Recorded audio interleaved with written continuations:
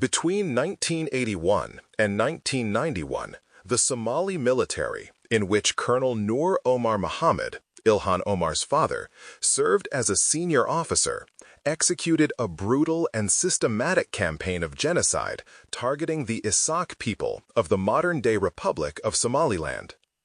This dark chapter in Africa's history, which was known as the Isaaq Genocide, was a merciless military campaign that resulted in the killing of over 200,000 Isaaq civilians. It also involved widespread forced displacement, scorched earth destruction of the second and third largest cities, Hargeisa and Baral, aerial bombardment of almost every other single city, town, and village in Somaliland, and 2 decades of large-scale Red Terror-style tactics against the civilian population of Somaliland. It was carried out through relentless aerial bombardments. Planes repeatedly strafed fleeing refugees, summary executions, burning of entire villages, deportations, landmining of water sources and homes. Holodomor-style government-enforced man-made famines, the Dabadir drought, and the use of paramilitary units such as the Somali Armed Forces Dabargoynta Isaqa, the Isaaq exterminators. Composed exclusively of non-ethnically Isaaq soldiers to enact mass killings under Somalia's military direction. Eyewitness testimonies documented mass executions by firing squad, forced disappearances, looting, mass torture, mass surveillance, rape used as a weapon, curfews and mass killings of civilians even in areas with limited resistance or lawful liberation movement activities, such in Berbera where thousands of government soldiers were stationed. Isaaq civilians across what was then the Somalia Republic were detained and executed en masse by Somalia government execution squads led by colonels like Ilhan Omar's father. Across the country, civilians were forced from their homes into dehumanizing conditions, including many kept in dungeons, underground prisons, and pits. Even famous Isaaqs, such as Somaliland's most renowned poet Hadrawi, did not escape this torture and years of detention under the most brutal and unsanitary conditions imaginable. Even in Mogadishu, deep inside neighboring Somalia, and almost 1,500 kilometers from Somaliland's capital of Hargeisa, Isaaq civilians were being killed in their homes, in the city, and on Mogadishu's beaches. The Jazeera massacre of 1989 is a particularly brutal example that is etched in history. At the heart of this brutal military regime was Colonel Nur Omar Mohamed, Ilhan Omar's father. His rank, authority, membership of the regime Darude clan, and 10+ years of having climbed the hierarchy in Somalia military to the rank of colonel placed him squarely in the Somali military's command hierarchy during and at the height of its Isaaq genocide campaign. Based on his position, loyalty to the regime, and his role in the military, it is virtually certain that he had intimate knowledge of and involvement in the planning, conception, direction, and execution of the genocide. By both legal and historical standards. Despite Ilhan Omar's team's spin in numerous recent articles, which have been placed in left-leaning online publications, the logical conclusion that Ilhan Omar's father was almost certainly intimately involved in the Isaaq genocide is unmistakable. It is supported on the balance of probabilities and the totality of circumstantial and inferential evidence available indicates, more critically, that it meets the threshold that this was the case beyond reasonable doubt.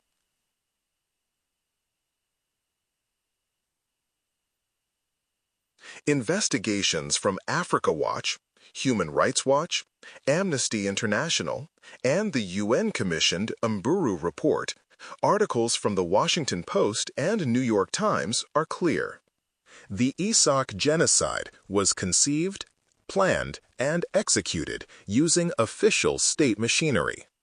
The Somalian military directed attacks such as the Scorched Earth Campaign, the mining of grazing areas and waterholes, and mass destruction of homes. Entire cities were intentionally razed to eliminate Isaaq presence. The numerous reports and newspaper articles detail how the military, in which Ilhan Omar's father was a colonel, based on government directives such as the notorious Letter of Death attributed to General Morgan, advocated a campaign of obliteration and extermination of ethnically Isaaq civilians who formed the absolute majority of the population in Somaliland, demonstrating that genocide was national policy, not the act of rogue units. The Somalian military deployed the most heinous and inhumane propaganda to justify and enable their genocide. Ilhan Omar's father was at one point in charge of propaganda, and during his 10-plus-year tenure with Somalia's military between 1981 and 1991, a timeline which coincides with the timeline of when Somalia's military was perpetrating the Isaaq genocide, would almost certainly have been involved in conceiving and disseminating Isaaq genocide propaganda. Propaganda which would have got hundreds of thousands of innocent Somalilanders, ethnic Isaaq civilians, killed. Colonels like Colonel Nur Omar Mohamed, Ilhan Omar's father, would have operated within the command structure of Somalia's military during the Isaaq genocide. As a colonel, he would have been overseeing operations in Hargeisa, Udwayne, Burao, El Afwain, Gebile, Berbera, Garadag, Erigabo, Sheikh, and elsewhere in Somaliland, where mass arrests, executions, and infrastructure destruction were used to terrorize, ethnically cleanse, and exterminate the Isaaq people of Somaliland. Taken together, these findings show that it is extremely likely that Colonel Nur Omar Mohamed, Ilhan Omar's father, played a direct or enabling role in the genocide. This conclusion aligns with command responsibility in law and meets the legal standard of being demonstrably proven, both on the balance of probability under civil law and beyond reasonable doubt under criminal law. The idea that a colonel in Somalia's military, in a brutal dictatorship, did not participate in the pervasive and ubiquitous genocidal activities his military was carrying out in every city, town, and village in the decade in which he was serving in and leading the military is implausible, illogical, and does not stand up to scrutiny. It is high time that Ilhan Omar comes clean about her father's role in the Isaaq genocide.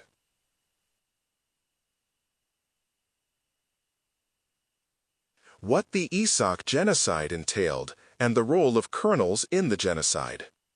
Contemporaneous reporting from the New York Times, the Washington Post, and The Guardian in 1988 to 1989 described systematic aerial bombardments, civilian casualties, mass evacuations, and city-scale destruction.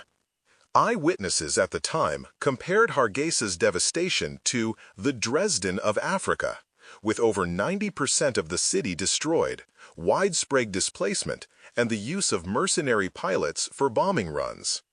These independent accounts support the historical record and reinforce that senior military officers, including Colonel Nur Omar Mohamed, Ilhan Omar's father, under a strict command and control structure, could not have remained passive, much less or uninvolved. Nor is there any evidence of him refusing to carry out or resisting the military orders of genocide which the commander-in-chief, dictator Siad Barre, had issued. In fact, Ilhan Omar and her family only fled the country when the regime was toppled in January 1991, when his last enclave in the capital of Mogadishu was overrun by the resistance movements. This suggests her colonel father was loyal to the dictator to the end and fought alongside him to perpetrate the genocide, only leaving his side when the regime was toppled. A disloyal colonel also would not have shot up through the ranks, having been promoted in quick succession, having joined as a cadet in 1981 and left as a loyal colonel by 1991 upon the regime's fall. This begs the question, why would a brutal dictator elevate and promote a disloyal colonel? Of course, the reality is that he would not have. Therefore, her father must have been a loyal and faithful servant who executed the orders of genocide to the letter and was likely handsomely rewarded for this. While Ilhan Omar's camp has recently pivoted to portraying her colonel father as a teacher-trainer, this kind of fiction and verbal acrobatics is far removed from reality. The hint of the nature of his job and the rank he held is clear from his title, Colonel. He clearly held senior military responsibilities. In the genocide perpetrated by the Somalian military, colonels oversaw planning, command, logistics, and ideological enforcement and practical execution of the genocide. Their commands were clear, and their role was clear. In one well-publicized example of such military orders to commit genocide, issued by General Mohammed Saeed Hersi, aka General Morgan, to all military units, was caught on video and was later reported by Al Jazeera in their later documentary about the Isaaq genocide titled Kill All But the Crows. The military orders were as follows: attack and eliminate them all. Destroy water sources, reservoirs. Burn villages, pillage, kill residents, allow no life, no activity. Kill even the wounded. Kill all but the crows. Deserters, defectors, and those who went AWOL would be found and summarily executed. Yet, of course, this does not excuse being complicit in a genocide. It is therefore inconceivable that Colonel Nur Omar Mohamed, Ilhan Omar's father, did not carry out or did not authorize key military activities that facilitated, enabled, or directly executed genocidal acts. His contributions as a high-ranking colonel likely included ideological indoctrination, tactical training, and direct military orders aligned with anti-Isaaq policies, coordination of logistics, troop deployment, and use of Somali airlines and military aircraft, enforcement of loyalty and genocide directives among officers and units. These responsibilities parallel documented roles described in human rights investigations and reports on command operations during the genocide, and are reflected in U.S. case law based on the legal cases against Colonel Tukin and General Samantar in relation crimes against humanity of which they were accused and which were proven after being brought by U.S. citizens who are survivors of the Isaaq genocide Ilhan Omar's father's military committed. The teacher-trainer narrative.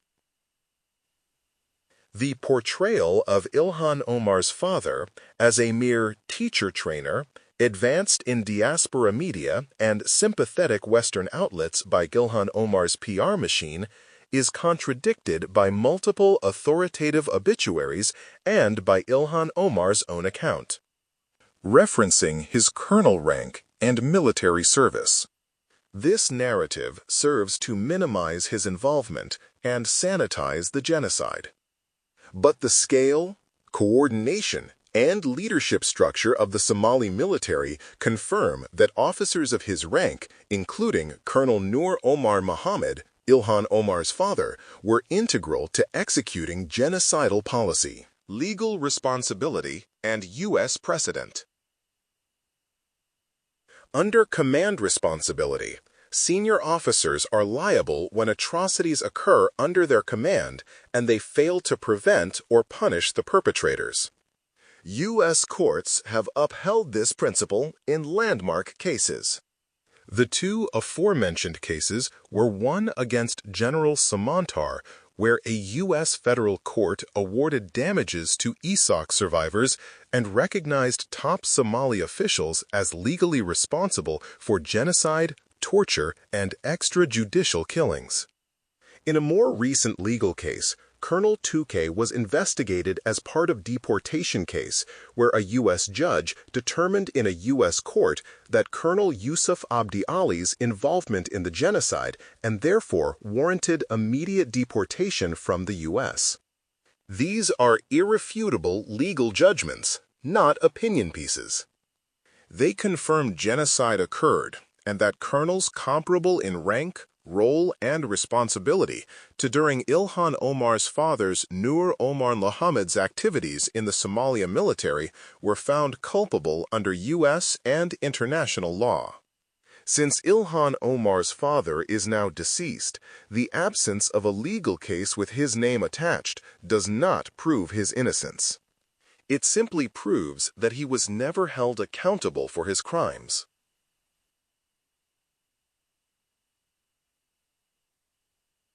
Despite this overwhelming historical and legal record of the Isaaq genocide, and the fact that Ilhan Omar will be intimately aware that her father served as a senior colonel in the military that perpetrated the Isaaq genocide and everything that entailed, Ilhan Omar has remained silent on this.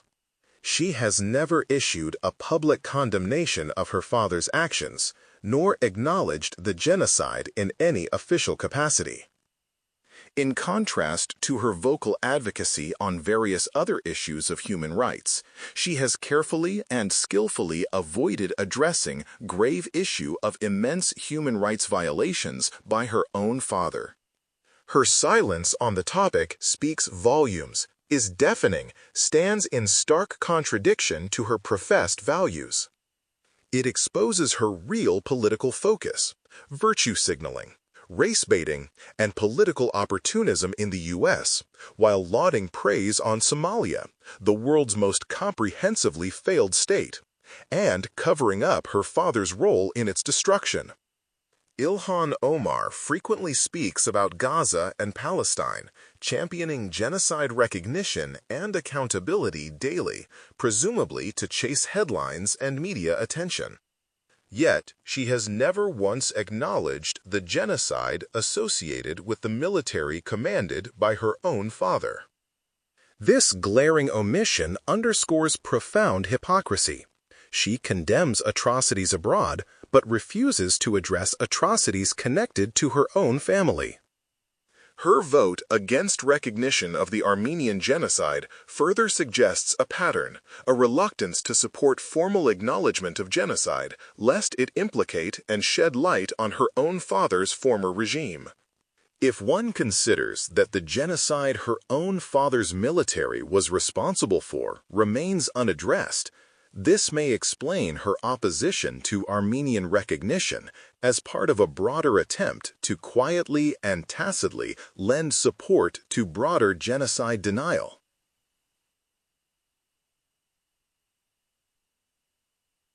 Ilhan Omar's early life was spent Somalia, in an environment she often remarks about gleefully and with fondness, suggesting a sheltered and privileged upbringing.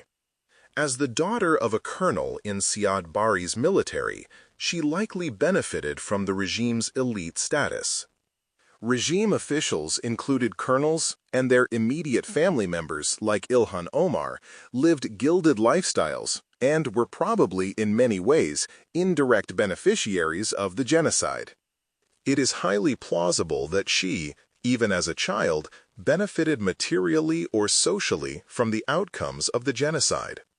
The seizure of Isaaq assets, the redistribution of power and wealth to regime cronies like her colonel father, and consolidation of power by non-Isaaq elites. In fact, Ilhan Omar is named in that context in the Palgrave Handbook on Left-Wing Extremism, where serious and unanswered questions are raised about her claim to be a valid refugee. It is increasingly becoming apparent that a more accurate reinterpretation of her personal history is the daughter of a genocide heir and war criminal. who lived a gilded lifestyle as a child of the regime elite who was potentially a beneficiary of genocide, but once in the West reinvented herself as a liberal refugee victim. Ilhan Omar presents herself as a champion of justice, minority rights, accountability, and anti-imperialism. Her refusal to recognize or condemn the genocide her father's military executed is irreconcilable with this public brand. Her silence is not neutral. It is an affront to survivors who endured collective persecution and loss. To inherit privilege built on systemic violence, yet actively ignore that historical legacy, is an insult to the hundreds of thousands of victims and millions of survivors of the Isaaq genocide her father's military committed.